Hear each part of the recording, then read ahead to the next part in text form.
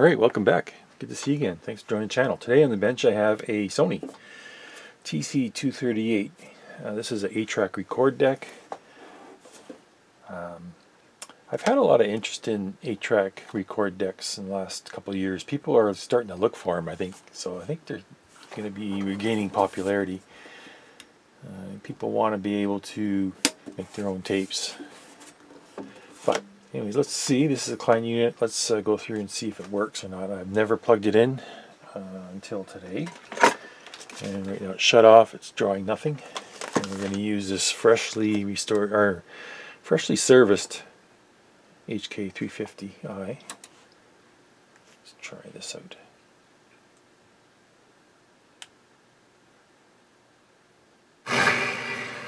Okay, that's a little noisy.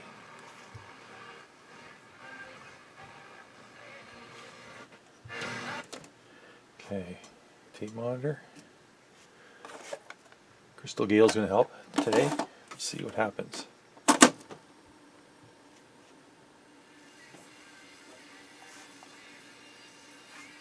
On channel 4, you can hear the tape moving and stuff.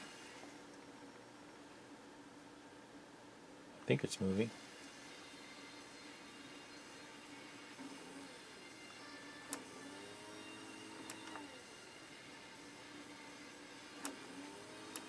You know what? I think the transport's not moving the tape. I think the belt is off. Yeah, I don't hear any movement on the tape.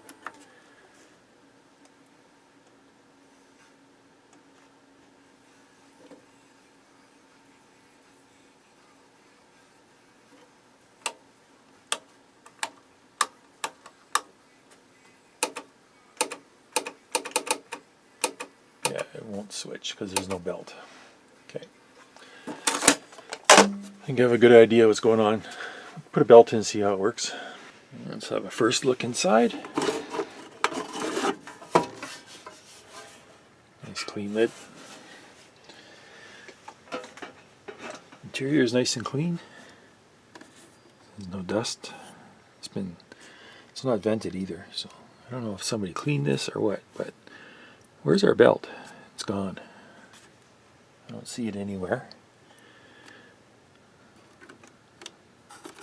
No, it's not here unless it's underneath. No, somebody took it out. It's gone. Belts don't just vanish. It must be, maybe it's jammed somewhere. This thing feels...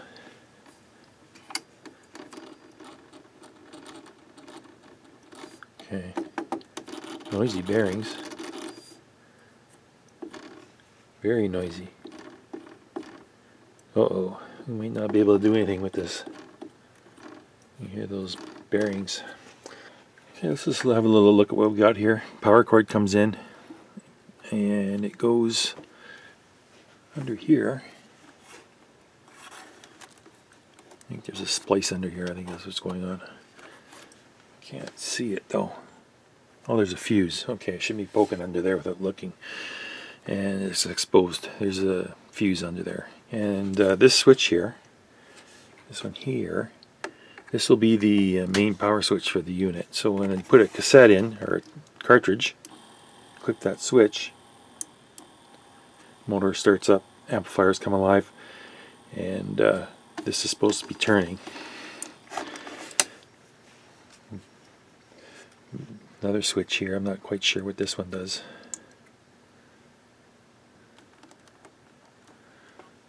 And there's a solenoid down under there. That would be the program solenoid. Our transformer's got magnetic shielding. And these mesh sheet of caps. They probably all have to go.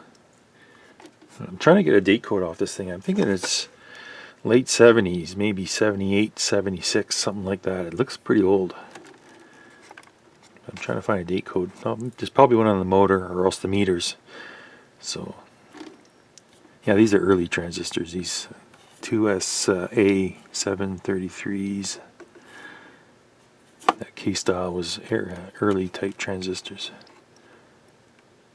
Rubicon caps, Meshushita. Okay, I found this one.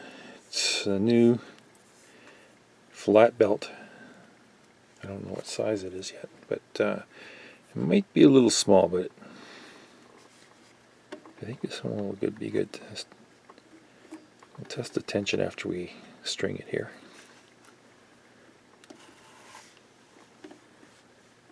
Okay. Turn it on. Ooh. Wow.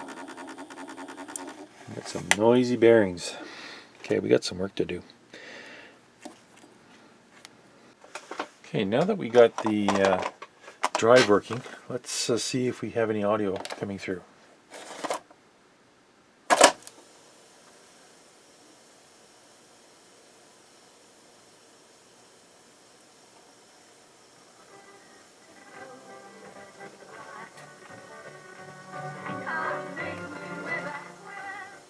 Okay, it is working.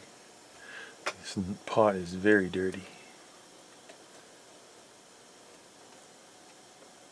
Wow. Trying to get this them both turned together.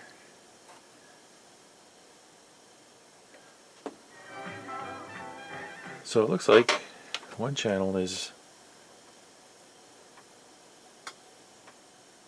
barely there.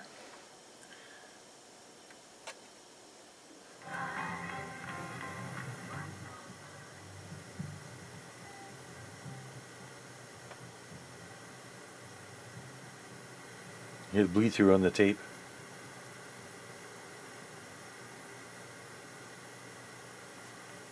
That was the great thing about 8-track. You always got bleed through from the other tracks. Okay, what's going on here? Come on. It's going to switch.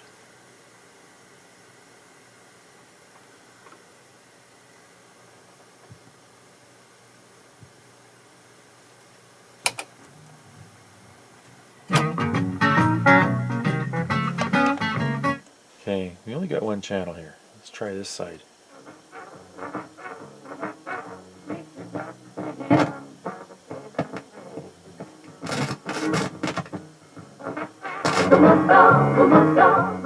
Okay, just a bad pot.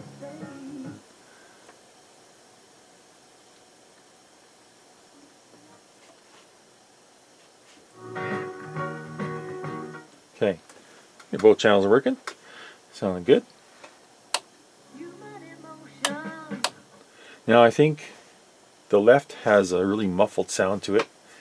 The right seems to be coming through pretty clear. Listen to the difference here. Left.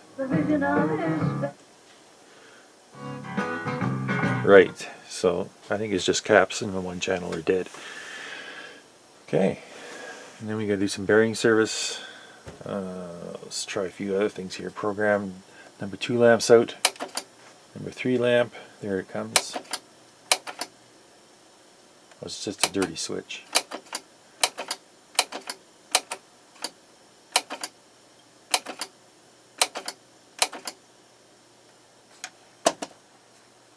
Yeah, it's just a dirty switch. Fast forward. Mutes it and takes it to a higher speed. Okay, pause. That sounds like it's going to break.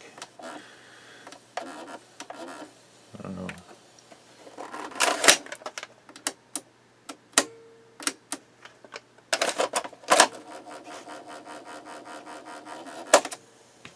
Okay, I guess that's what that is. 4-1.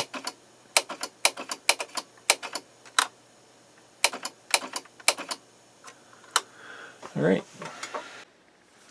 Okay, now I'm looking at this board here. A lot of these caps, these 10 microfarad 4.7s, those are all in the audio chain. I was looking at the schematic, and there's like 7 or 8 caps in the chain link on the audio amplifiers. The rest of these are like power filtering, but with these Meshushita caps, you'd think that they would start to leak And I don't see anything that's leaking here unless it starts right away. I don't see any of them that have leaked. Usually you can start to see a little corrosion around the negative leg, and I don't see any. So they're holding up pretty good. But they'll get replaced regardless.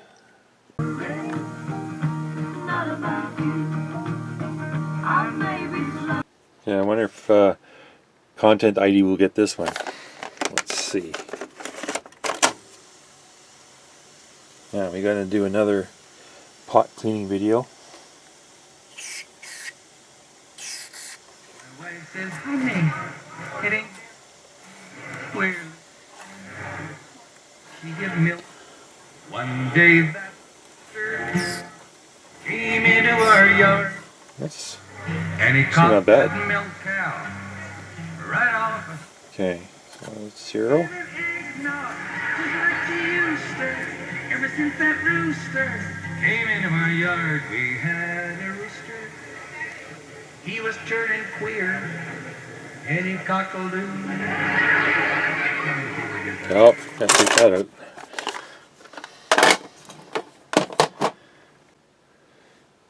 Alright, have a gander at this. It's all loose, falling off. Gonna have to re-glue all this.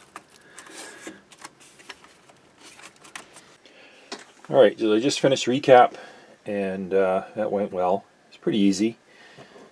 Not much going on here. The back of the board, there's a few wires in the way, but you just pull them out of the way and you get full access. Now, you got to remember, there, under this can is the bias oscillator, and there's one more electrolytic hiding right here. It's a 1 microfarad 50 volt. I've been replacing the 1 microfarads with film caps just for stability and long life. You know, there's really no difference between a film cap and a 1 microfarad electrolytic, except for ESR. ESR will be way lower on the film cap. So that's done, and majority of these caps failed.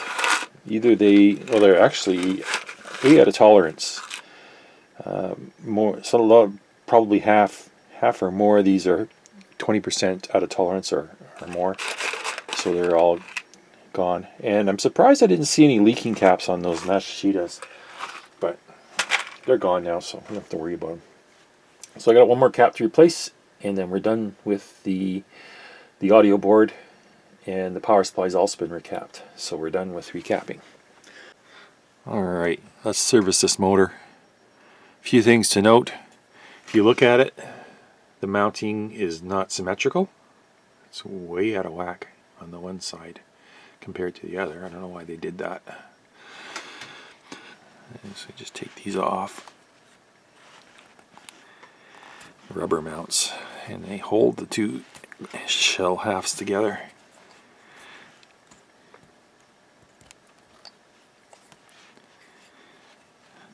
Another thing is that's going to be our date code right there. I think it's 1978, 38th week, I believe. And then the part number. So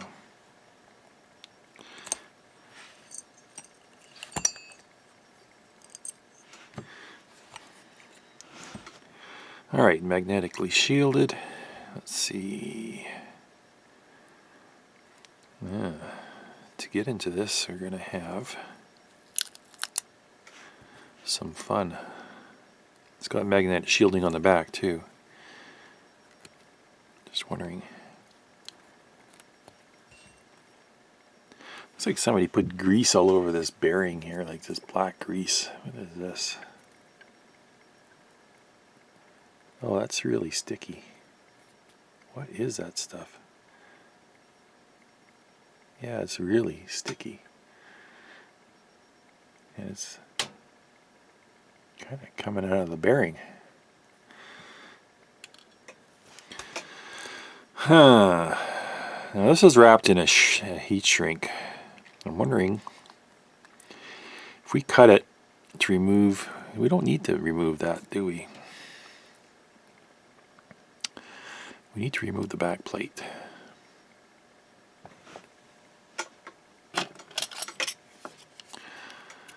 Let's see if we can do this without removing that heat shrink.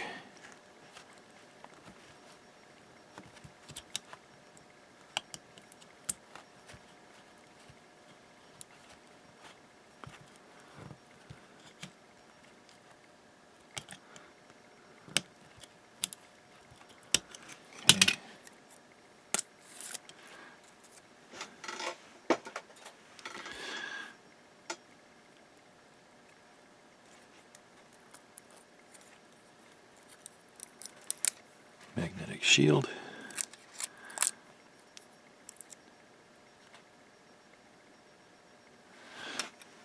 All right. This only goes together one way. We have this cut out here for the wires. Okay, so we're going to be all right, I think.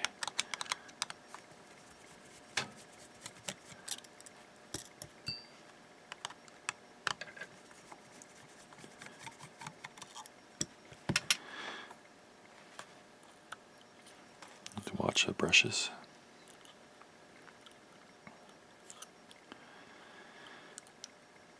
Yeah, this isn't going to work.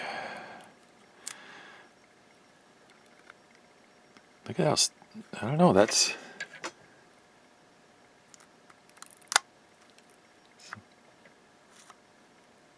I'm going to have to remove this pulley. I think the only way to remove it is heat. So let's do that. Finish banging the camera around. Okay. Maybe, let's see here.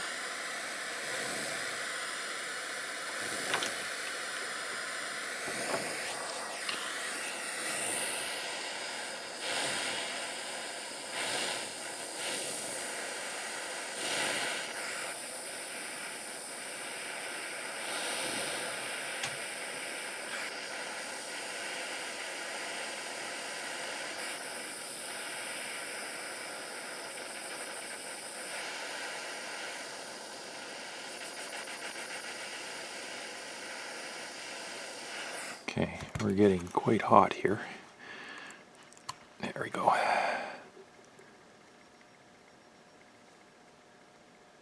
Look at that. Yikes. Okay, put this away. And see that black stuff?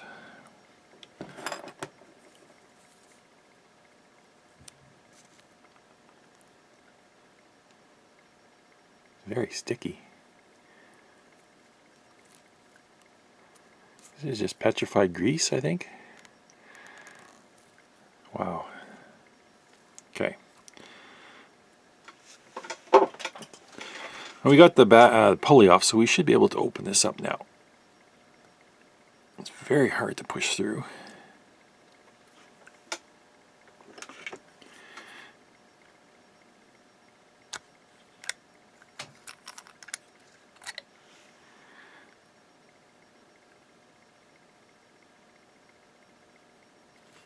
Okay, looking good.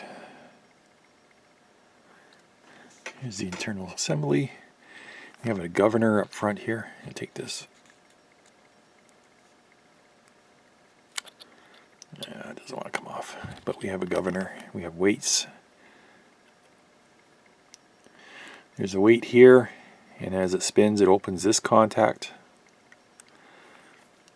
and that governs the speed. So we got two power inputs, white wire and the red wire, and the shields are both our grounds, so that's connected to the negative of the capacitor. And we have two sets of slip rings here. We got our commutator here, and then we have another one here.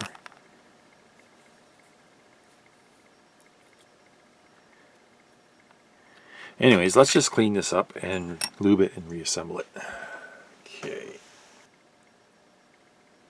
A couple of caps in there, to 3 caps, 4 caps to be exact. Let's get this thing apart.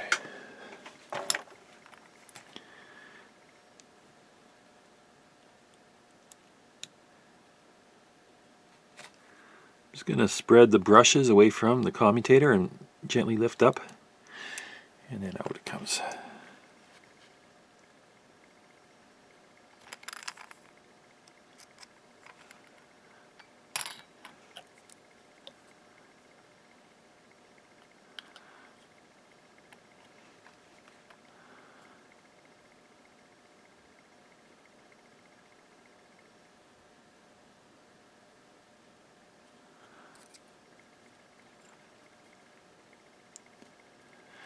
Now I'm expecting, I don't have to start changing these caps out because the other ones I took out were defective in that they were way out of tolerance.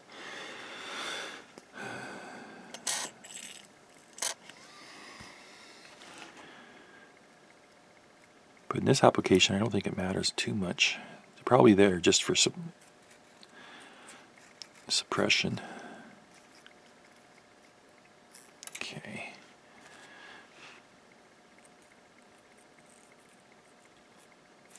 What is this?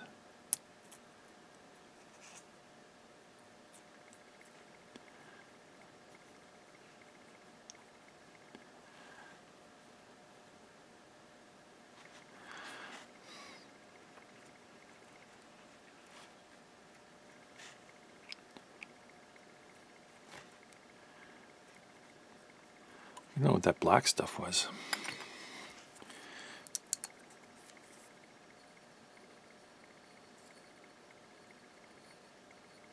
Looks like disintegrated rubber.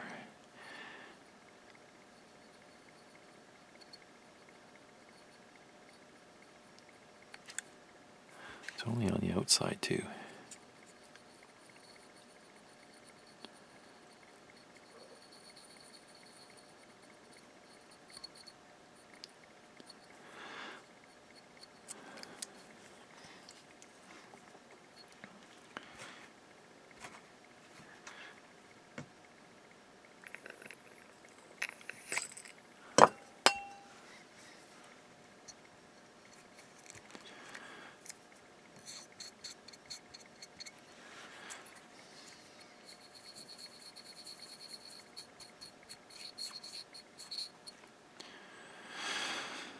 All right, we got that together.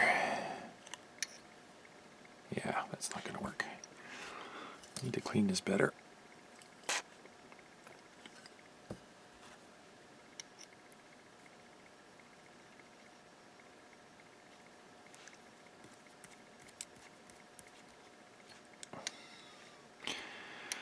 Whatever that was, it got dragged through the bearing as I pulled off the shaft, so we need to dissolve that and remove it. Let's see here.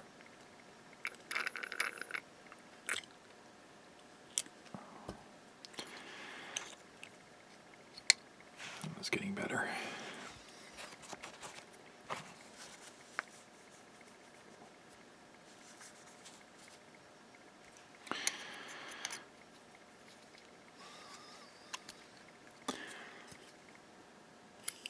Ooh.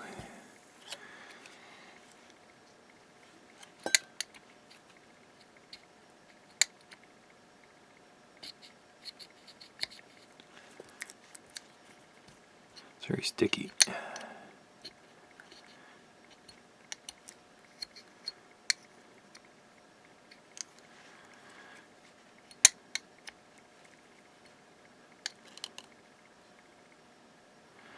I need something to remove it.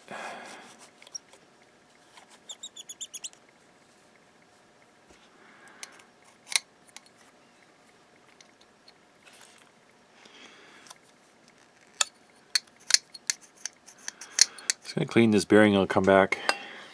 Okay, I think what I'm going to do is I'm going to check these caps here. I know they're bad, just from the age and from the other ones that I took off the audio board. These are the same caps. Oh, I gotta turn my iron on. These are the same caps, and I have a feeling they're all failed as well. Let's just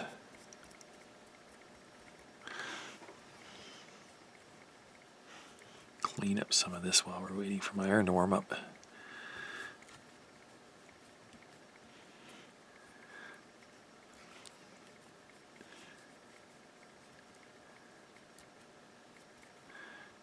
I just want to lift one leg, and then we'll see if we can get a reading on it. Let's get my iron ready.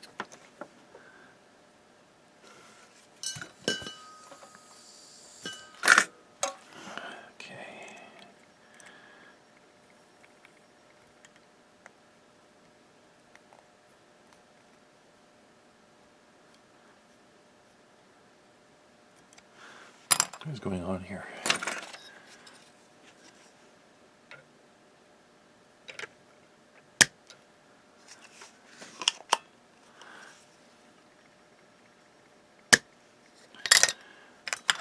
Is it a printed circuit board? I think it is. Okay. Yeah, there's a little hole there. Alright, I got it up in the air. I should be able to measure it. This is negative.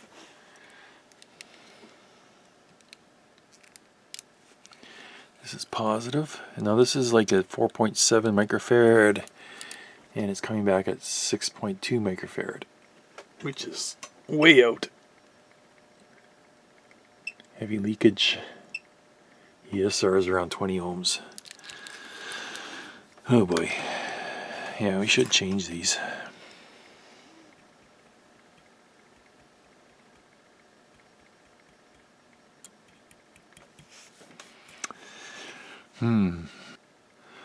This will be the same. Let's see. It's positive. Negative.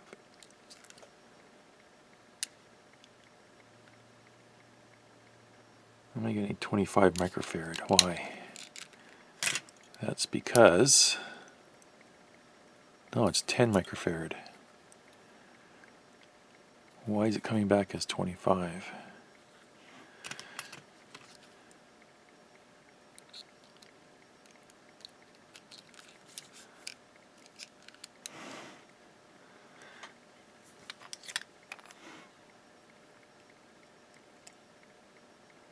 Okay. Yeah, 12.5 microfarad. What's happening is I'm reading both caps because the brushes are touching. Oh boy. Yeah, this is negative here, and it goes to the back cap, falls through to here, which comes up here. This is negative. Negative cap, 10 microfarad, 10 microfarad.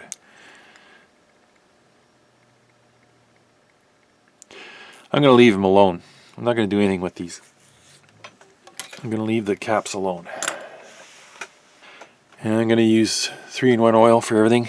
So let's start here. I got this cleaned. Oh, we got to resolder that. Okay, let's do it.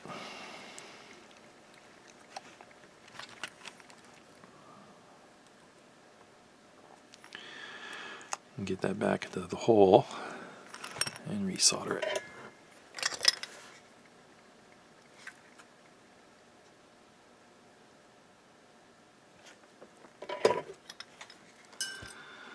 All right. Oil in the bearing.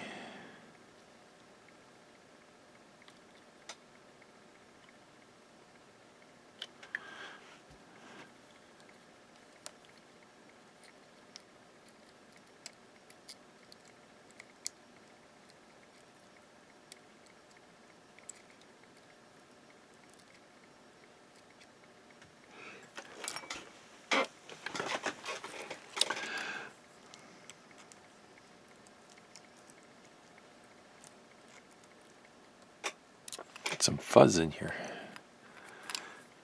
Okay.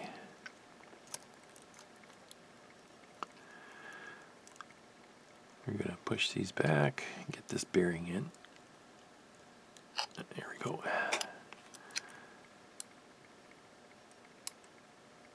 Oops. Okay.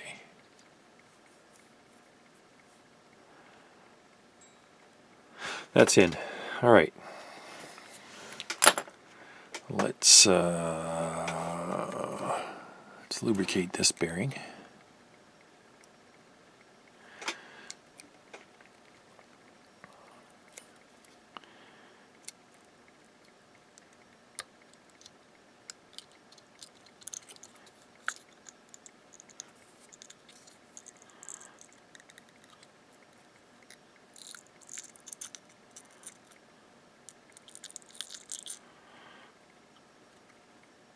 Where's the screw holes? Oh, right here. Nope. Right there. Nope. Right there and there.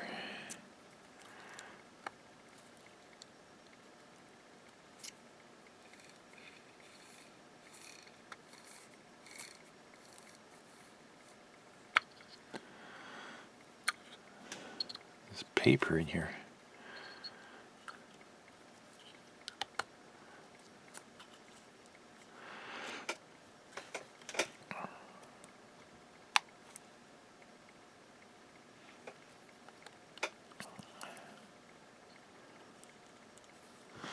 Trying to line up the screw holes here. Where are they? There's one. There's the other. Okay. Let's put the screws in, and then we'll power it up, see how it's working.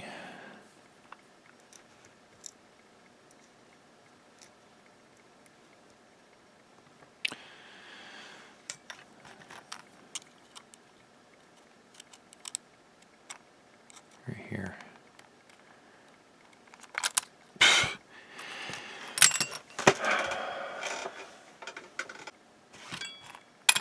Okay, so we got 6 volts on here, negative. And I think the high speed is the red and the low speed is the white. So let's try the white first.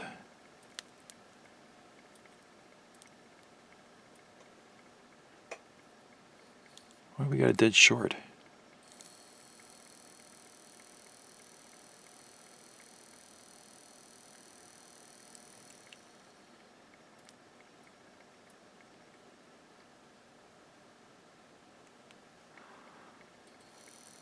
Got a dead short on this white wire.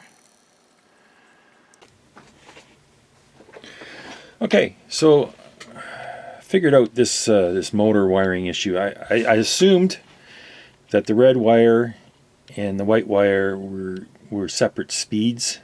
In actuality, there's only one motor winding in this motor, and it's powered by the red wire. The gray wire here with the white wire inside is going to the governor switch, the centrifugal switch that's attached to the motor that opens up if the motor goes too fast. So I can put, let's see here, I can put voltage on one or the other and get it to work. Let's see here. We got 6.5 volts on the power supply. Let's connect ground. Okay, and we connect to the red wire. Motor starts up and spins, draws about 42 milliamps. Okay. Now, if I connect this ground to the white wire, motor spins up, and it's, well, if I can keep it connected, let's keep it connected. These terrible Chinese alligator clips. I need to get a good source for. Okay, let's get this connected.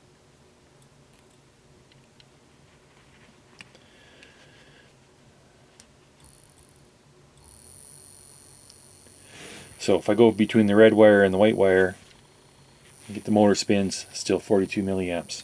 Now if I increase voltage, there's 18 volts. Motor wigs out. But if I connect it here, I can turn this up to 18 volts and the speed is regulated and stays the same. So that's how that works. So everything's fine. Let's put it back together. We have a working motor. Let's put this back together here. I know it's not an ideal camera angle for you guys. Okay, so put the rubber bumper ons, rubber bumpers, bottom and top. And we need to figure out, this is the bottom, so we'll put this on first. Feed the wires through.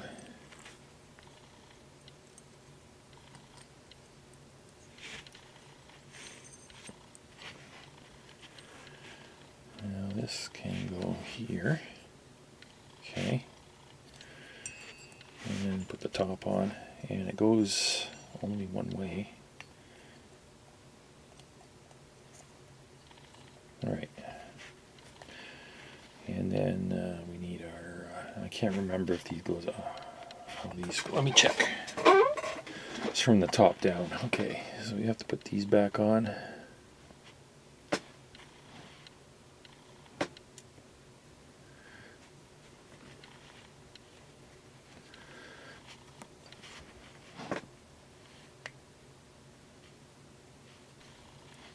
Alright, this motor's ready to go back in. Let's do that. Oh, one more thing. Now this black stuff I was looking at on the pulleys, I think that's ancient rubber. And I cleaned most of it off. I'm going to push this back on until that's on to stay. So I'm not going to... Actually what I'm going to do is put heat on this and allow it to refuse to the shaft. Just get a little bit of heat.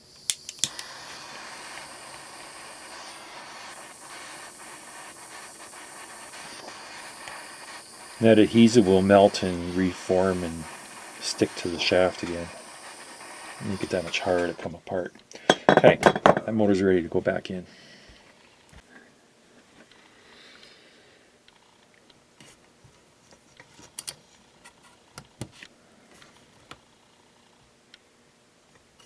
Check here these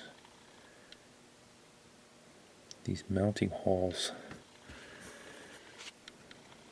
I think they're correct. It only goes together one way, like it's the way the holes are, the mounting ears are splayed out there. Oh, I need a washer on this one. Where did that washer go? Right here.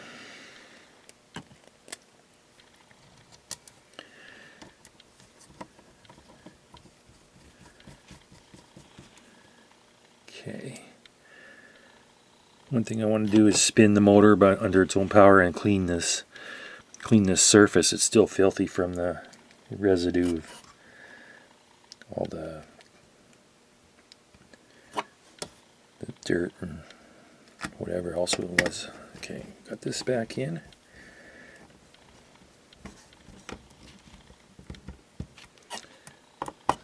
Let's torque these down.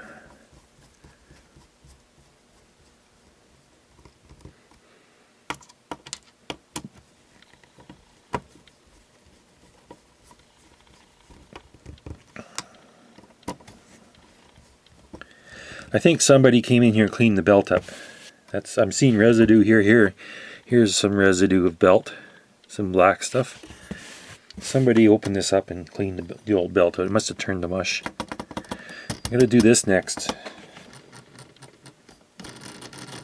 It's terrible, but it doesn't come apart with any ease. I can tell you that because I can't see. I'll figure it out. Okay, in order to remove the flywheel and capstan, this gray pot metal block here has to come off. And that's screwed to the chassis from below. So it looks like there's two screws right here. You can't really see it very good. There's one here and one here. And I think that's it. And if I flip this machine over,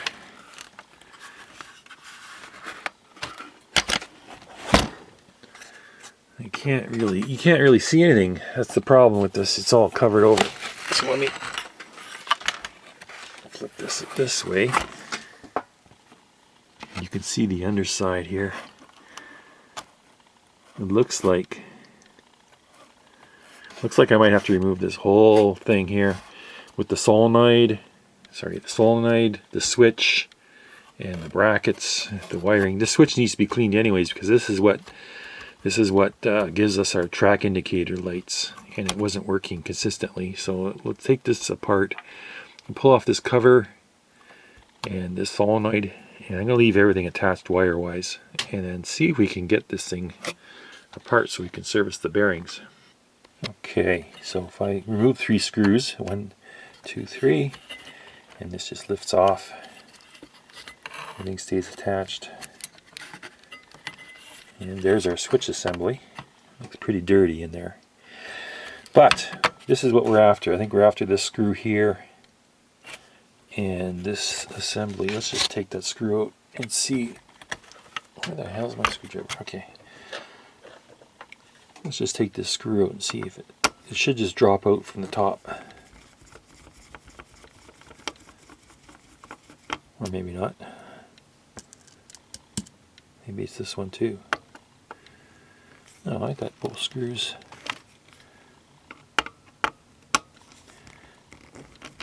Oh yeah, there we go. Okay, so those 2 screws hold in that assembly. Alright, now we can service it as a unit. Okay, let's assemble this, or disassemble this and clean this first. We can take out this E-clip. Okay. Got a spring behind it, so we gotta be careful. Okay, there's this E-clip. Here's a spring. And take this wheel off. And we can see we got our contacts and our printed circuit board here with the traces on it. I got to clean this with, let's clean it with something that we can, looks like it's got grease smeared all over it. It's filthy too. Let's get a Q-tip with some alcohol and clean all the filth off. This part here is a rubber wheel. This part, it's rubber, and I don't know if it's supposed to spin like that. What I think it does is this provides traction to turn this, which switches tracks. But we're going to see if this all works when we put it back together. Let's clean this first. Some alcohol. And get my hand out of the way.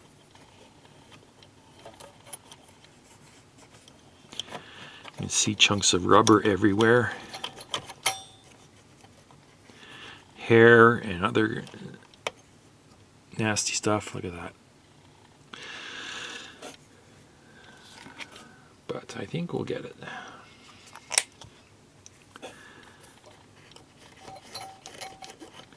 These copper traces look like they're silver plated. With this, I don't know if you can see very good. Tilt it. Oh yeah, I think you can.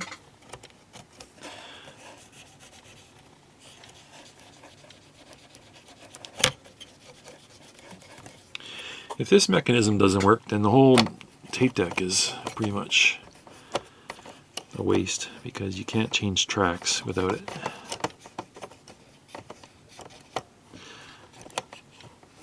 The shaft is filthy too. Alright, let me get this. Let's get a different cleaner. Let's go again.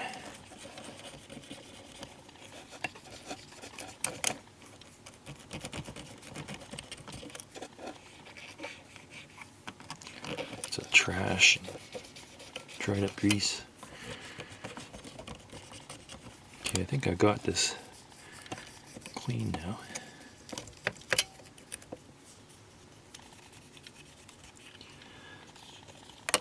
Clean this up. Let's get some more fresh stuff.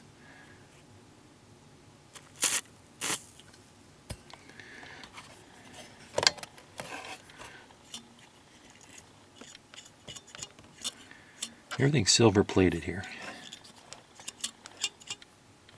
Look how dirty the contacts were on it.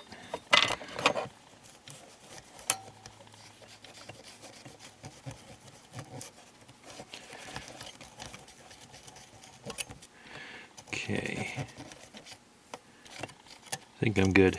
It's dried off with a rag.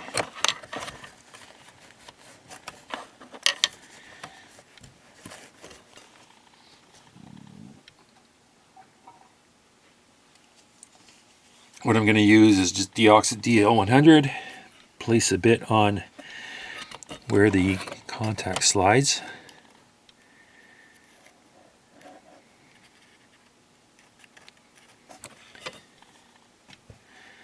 And then we'll reassemble. This here is filthy too. Yeah, let's clean this.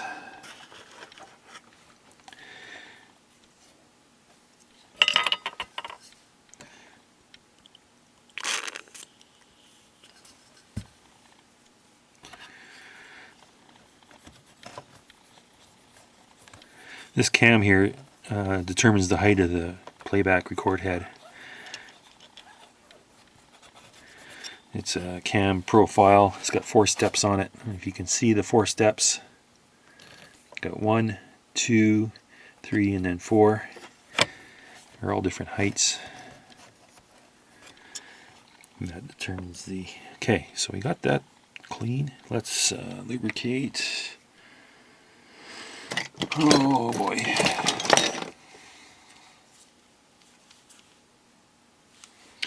Let's lubricate with a bit of grease on the shaft.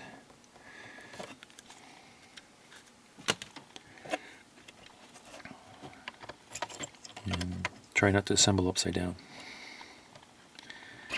Okay.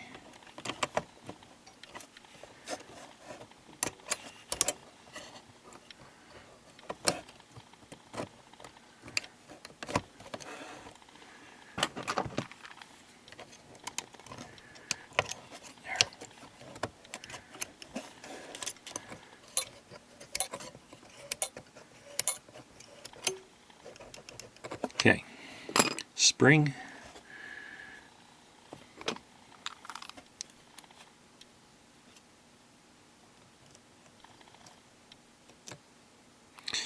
E-clip.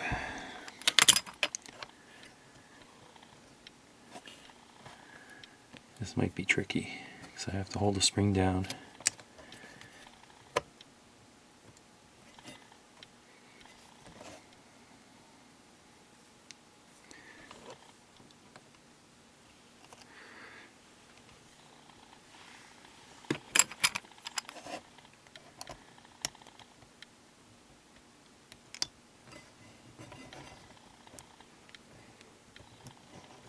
Okay, I think I got it.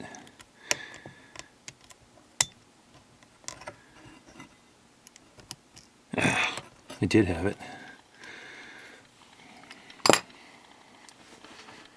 What I need is a pair of tweezers.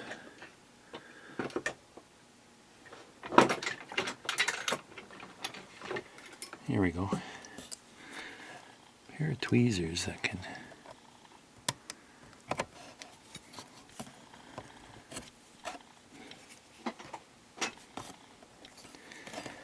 Just push it on. Oh.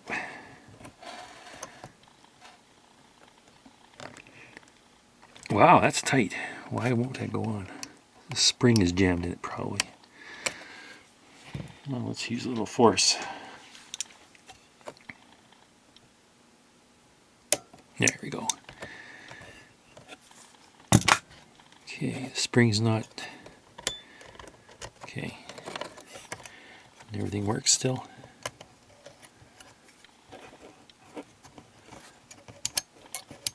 Okay. Alright. That's done. Okay. Capstan service. And you can see here already we have some rogue tape stuck to the shaft that got chewed off. Let's clean this shaft before we go pull it through the bearings. So I got some alcohol. Just want to get the majority of the junk off, not all of it.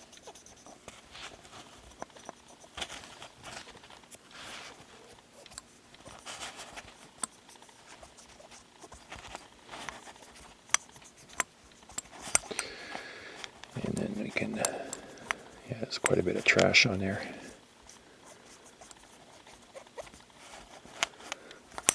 Okay, good. So we got, this here is 1.5 millimeters. You can buy these are hex drivers. You can buy these on AliExpress for cheap. They're like a buck or two a piece, and they're good enough for what we use them for. And this will just remove these set screws. Hopefully. Ooh, it's tight. Whoa, doesn't want to play nice. Is there one or two? There's two here. Let's remove this one. Try this one first. Danger with these is stripping them. Oh, come on. See, I'm giving this like a quarter turn. Oh, this is not cooperating.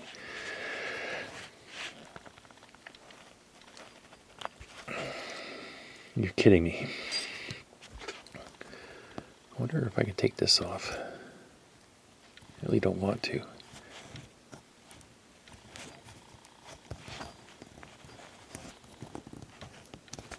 Let's take this off because I'm going to get medieval on this thing.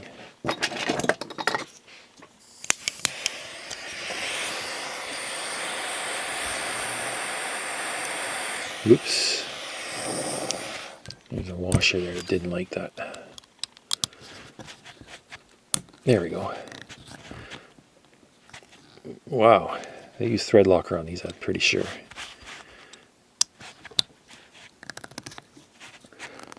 I need a little bit of heat on that one too.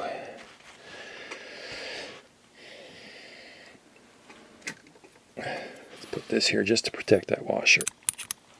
And then I'll hit it with some more heat.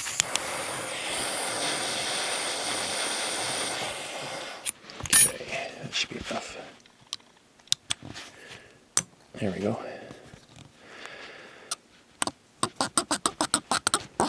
Now I didn't measure this. I should measure this before I move it. Okay, what I want to do is measure this. Where can we measure this? Right from here.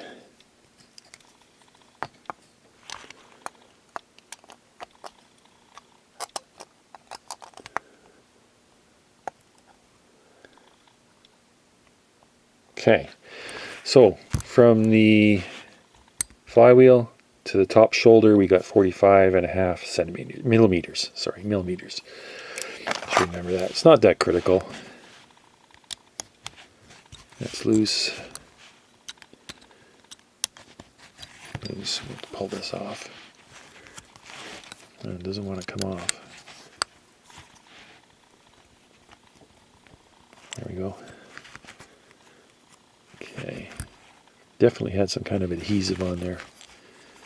You can see it. Okay. Washer. Thrust washer.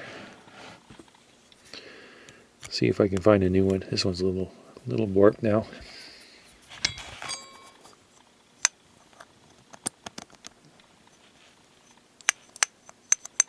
See, this crap is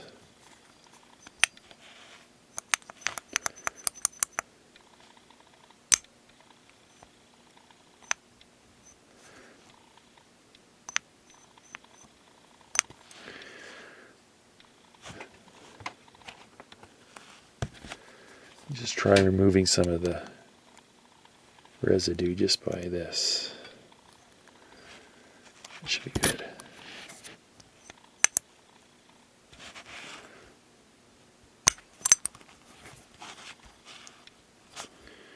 Right here's a bunch.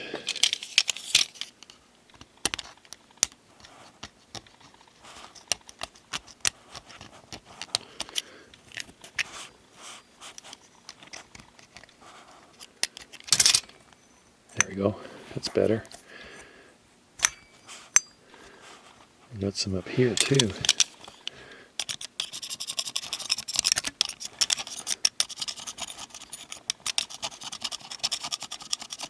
There we go.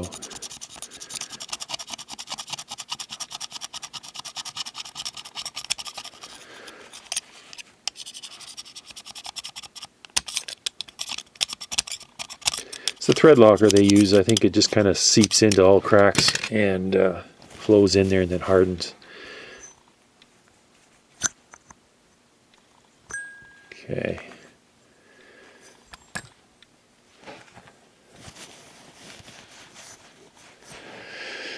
All right. So I'll clean these up and we'll get this looking good again.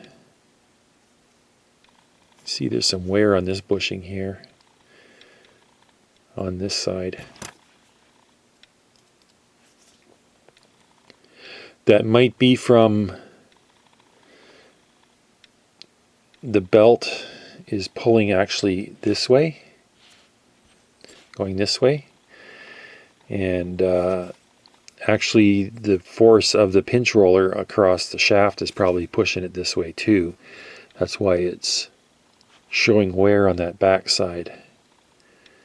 This one here is actually not bad.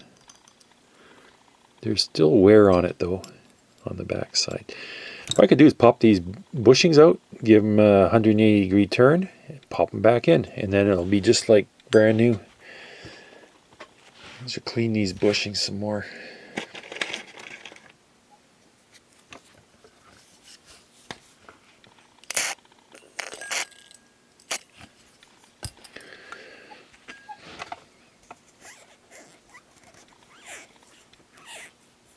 Yeah, they're pretty dirty.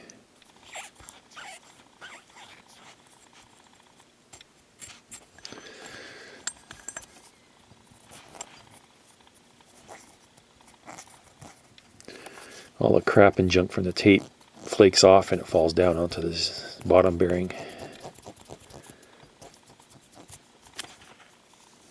Pretty dirty.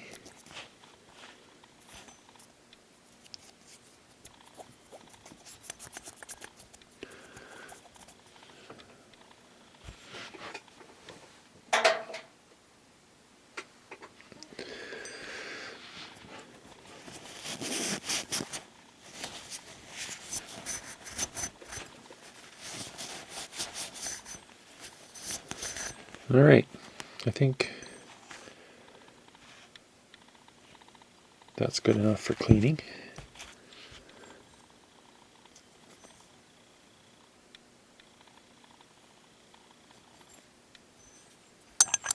A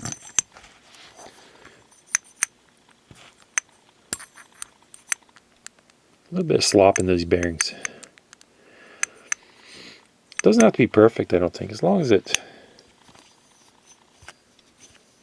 Yeah, I think we're okay.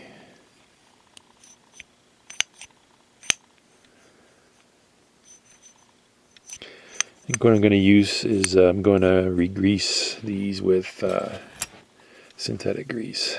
And we'll just put grease on here. Ooh, not that much. Let's put some here.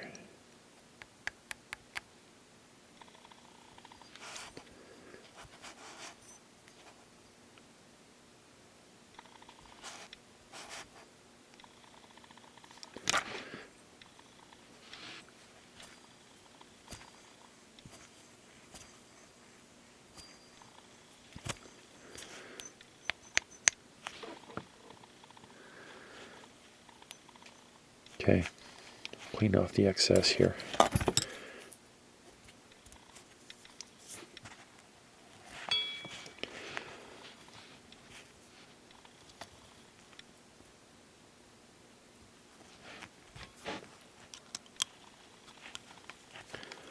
I'll set the depth and I'll put the rubber back on, and I think, oh, I need to put the washer. Let me see if I can dig out another washer for this.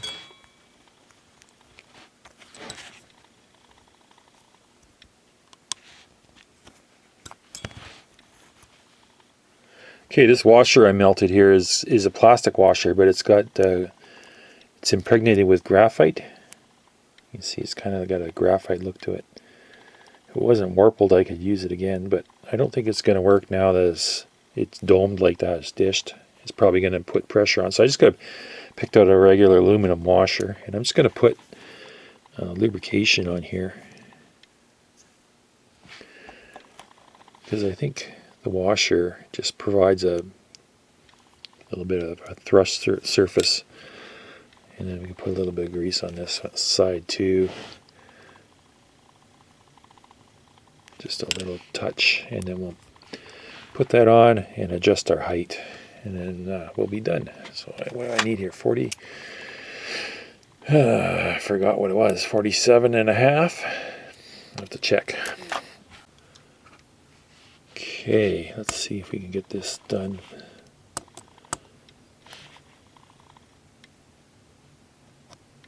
Right there. Pretty darn close.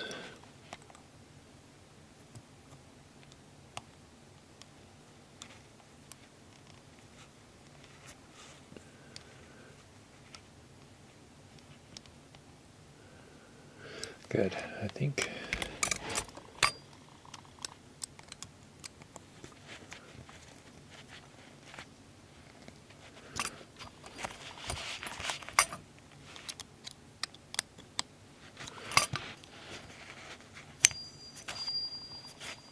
Very nice. I think that'll work great.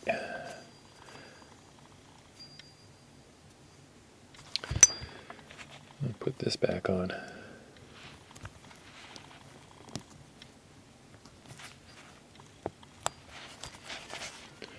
I do that backwards? What's going on here? Oh yeah, it's shouldered on one side. Okay. Alright, let's put this back in. Nice bearing action. Okay, now that the flywheel out of the way, you can kind of see the mechanism now, how it works. This is actually a pretty good 8-track mechanism because it's all metal and there's no plastic parts here. Sometimes the cheaper ones, well, a lot of times the cheaper ones have this piece here that's made out of pot metal is made out of nylon plastic, and it cracks and then the head falls out. But this one will last a really long time. You can see how it works. We have it's like a cantilever or something like that. I don't know what you call it, but it's got hinges that allow the head to travel up and down and keep its relation, keep its position with relation to the tape stable. And it looks like this mechanism is pretty good. You can see there's a little tape down below there, kind of like a foam tape to keep the mechanism from banging. Yeah, this is really well made. I'm impressed. But what we need to do right now is clean this head. I don't know if you can see it from the angle you're at, but the head's kind of dirty. So let's give it some alcohol and clean that right now.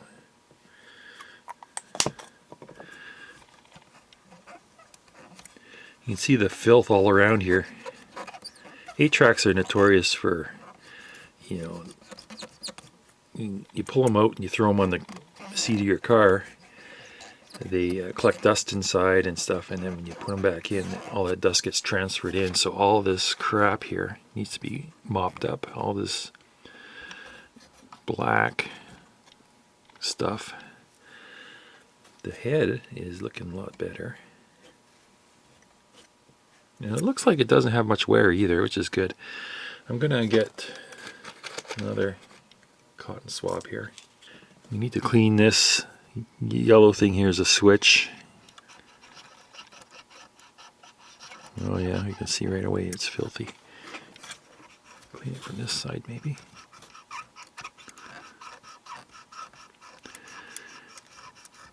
This is actually a couple of electrodes that the tape rides on, and when the tape comes along, it's got a piece of foil attached to it, and it makes a connection, which in turn triggers a solenoid to switch to the next track.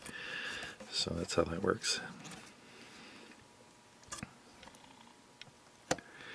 And then we have our tape guide here. This is stationary. It keeps the tape at one position because we want the head to move, not the tape. So the tape stays in this guide, and the head moves up and down to scan each of the 8 different tracks. Okay, I'm going to poke around here, clean this up, and clean it up, make it look a lot better, and then I'll put it all back together and see how it works. You see there's quite a bit of trash underneath, and our pad is loose. I might just glue that back down again.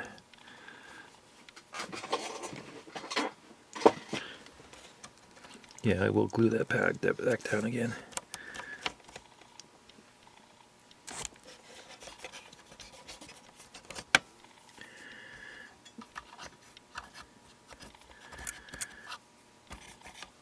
Okay, honestly, I honestly don't know if you're going to be able to see this without the microscope. But we have on this, we have a erase head and record head and playback head. So right here, probably you can't see it because I'm blocking the light.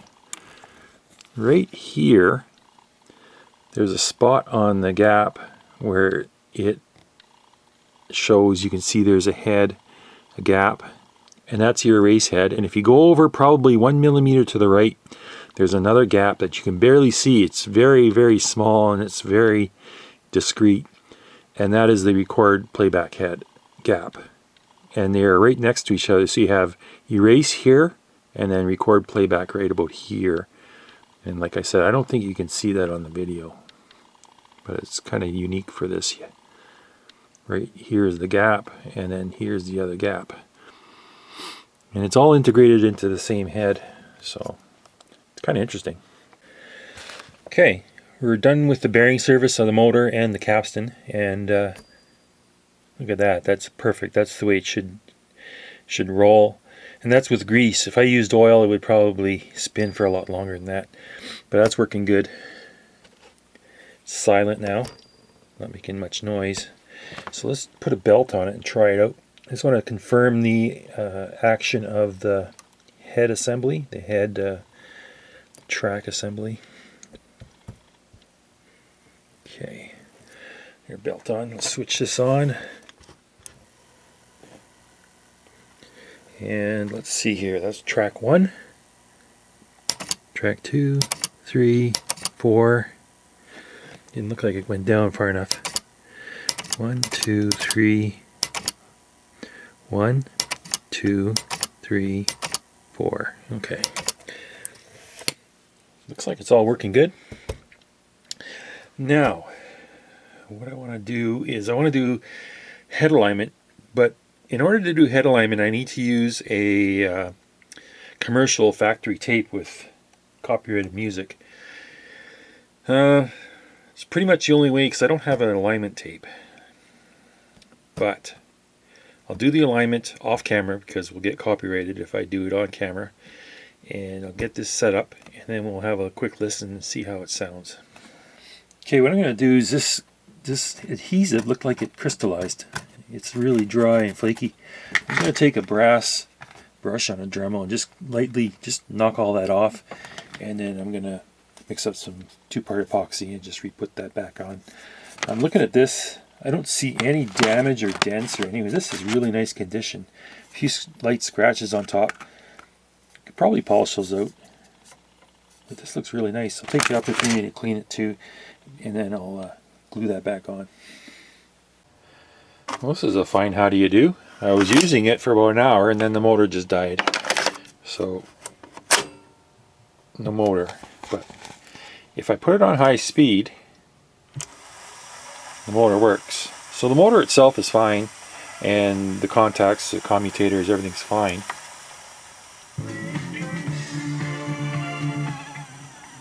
See?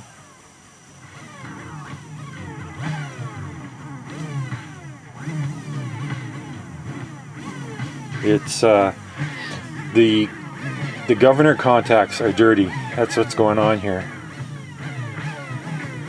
because it's not completing the circuit 100% of the time. High speed works.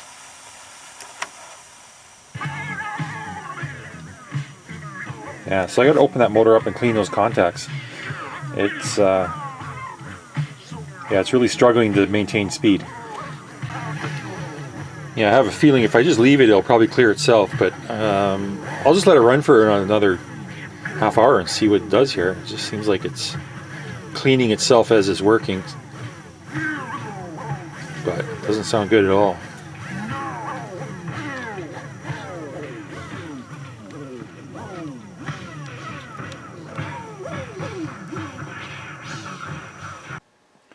Okay, so setting this up is pretty easy. There's only really 2 adjustments for tape path adjustments. One of them is the azimuth, which is right here, hiding behind the belt.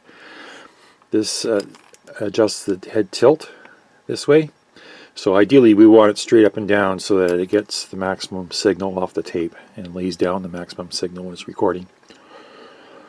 So that one's done, and this is just adjusted by ear. You play a tape.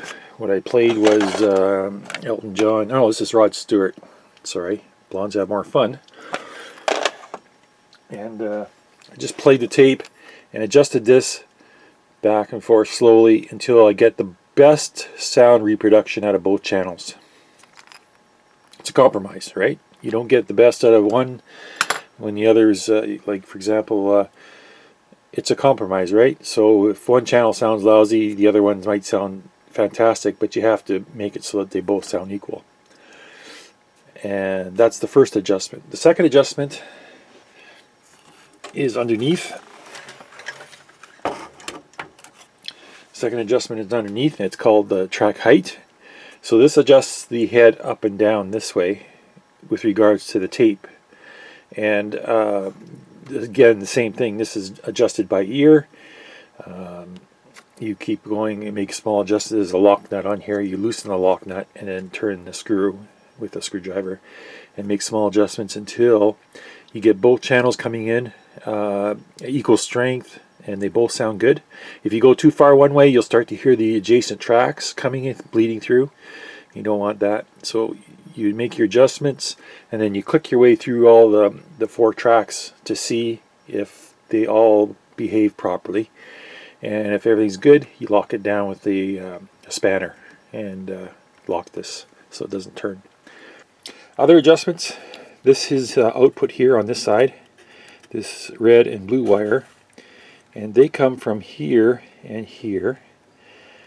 So this adjustment here and this adjustment here are potentiometers, and those are output level adjustments. So once you have done your tape path alignment, you come and you adjust these for equal balance on both channels, both volume. And I believe these two here, there's one here you can't see. There's a potentiometer under here. These are record levels, and you want to have them balanced as well.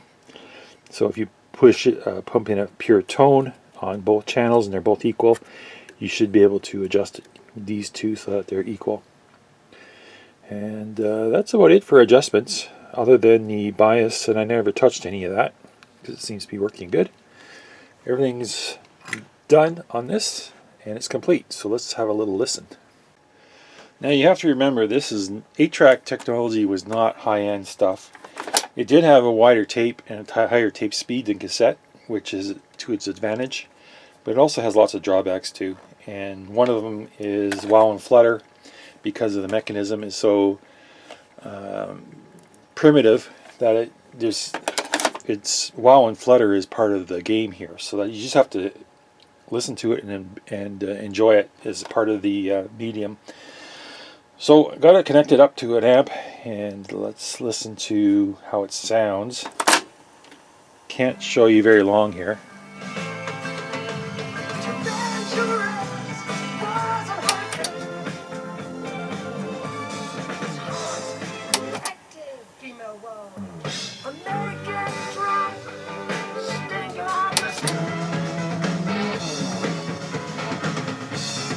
Okay, I can't do it too long because ID content will get it. So you can see it's working all 4 tracks. Sounds good. Good enough for playing these cartridges. Record portion of it, I'd say it's more, it works. I did record a test tape, 3 kilohertz. Let's turn this down.